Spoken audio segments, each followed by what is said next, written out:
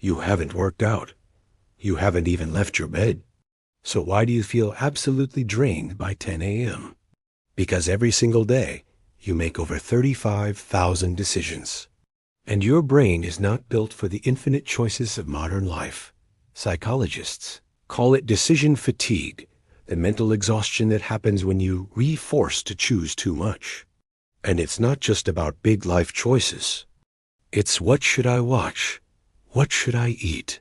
Which filter makes me look less tired?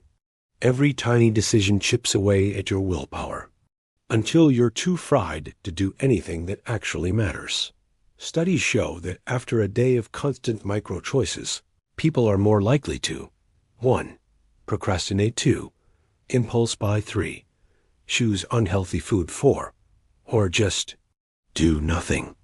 Even judges give harsher sentences later in the day just because their decision-making muscle is worn out. We live in the most abundant era in human history, but abundance paralyzes.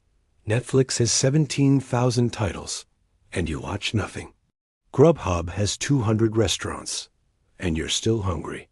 Too much choice doesn't feel freeing. It feels like mental quicksand. Here's how to fight back. 1. Automate the small stuff. Wear a uniform. Meal prep. Set a 10-minute rule for picking shows. 2.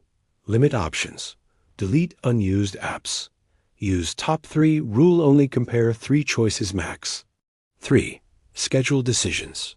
Pick outfits the night before. Batch decisions when your brain is fresh. Morning.